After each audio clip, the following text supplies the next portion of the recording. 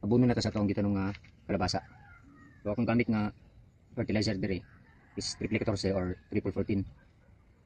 So unsay ako ang timplada ni mga mansing, usa ka takal, isang takal ng triple 14. So ito medyo maliit eh. Pero yung lata ng sardinas, yung maliit na lata, yun yung talagang sukatan. Dito, ano ko lang to, ako na yung nag-adjust. So triple 14 mga mansing. So yan, tapos may halong isang takal din ng calcium nitrate. So yan, kailangan lang natin i-dissolve yun mga mansing sa 16 liters of water o tubig. So approximately yung isang ganito, isang container, 16 liters na ito. Kailangan lang natin i-dissolve ng maigi yung fertilizer o abono. Yan. Mga mansing, there are two ways kung paano ako mag-abono o maglagay ng fertilizer sa mga tanim ko. Whether it's kalabasa, talong, sili, o kahit ano man. So may pamamaraan na side dressing at saka yung isa drenching. So ganito yung side dressing mga mansing. So kahit anong tanim naman na gulay or kahit ano, na approximately 10 grams na triple 14 or triple 14. Yan, kasi 2 weeks na to eh. After that or days after transplant. So ganito lang. Hindi natin lalagay mismo malapit sa tanim. So dito lang yan.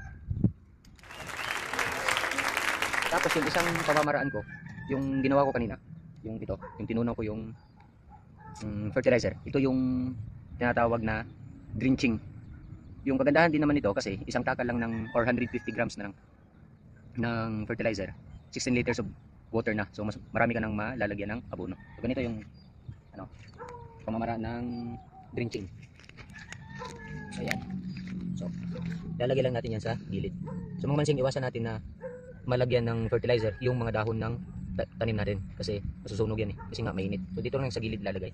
So yan, mas madali yan kaysa sa side dressing. Wow! Pero yun, matagal yun maubos or matagal yun ma-dissolve. Tapos yung drenching naman, ready for absorption na sa or ng mga ugat ng halaman natin. So yan lang yung dalawang pamamaraan ko ng pag-aabono. Wow!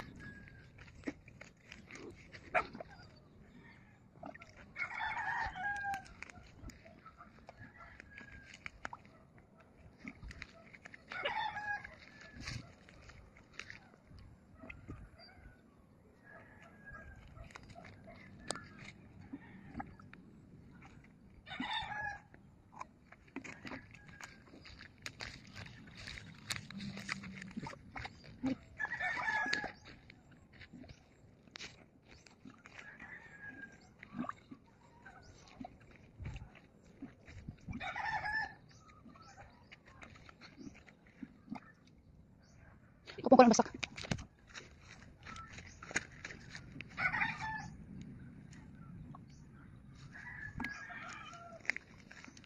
Gusto mo iba? Tagutom mo ba?